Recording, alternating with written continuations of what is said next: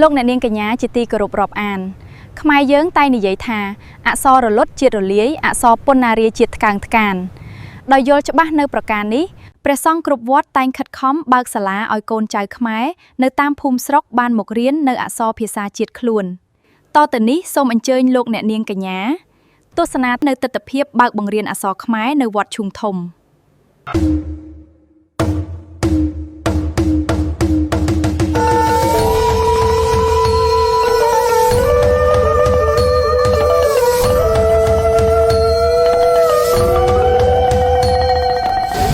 ថ្ងៃនេះ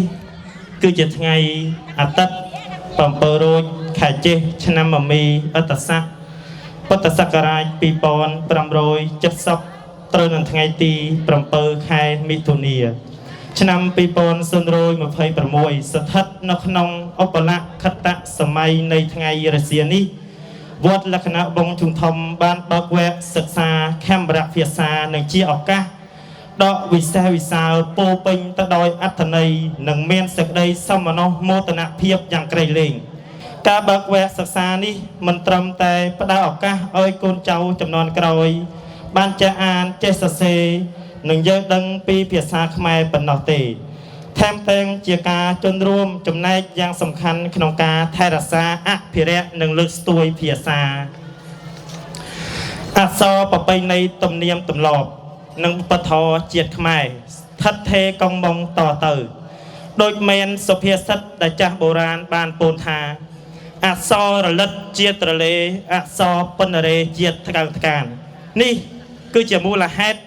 ដែលប្រារព្ធកម្មវិធីនេះឡើង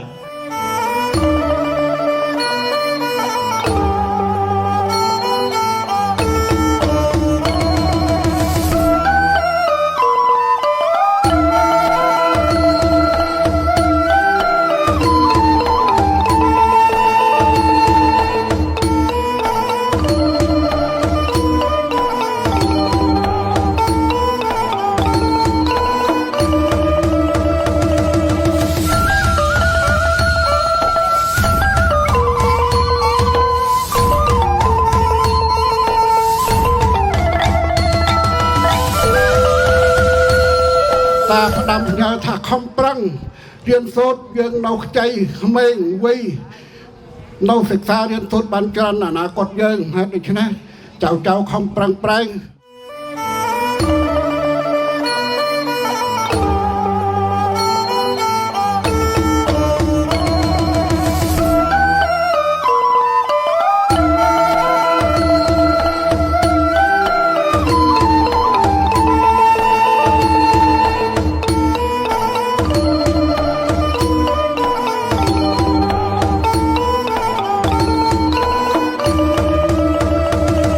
យើងជាពលខ្មែរចៅ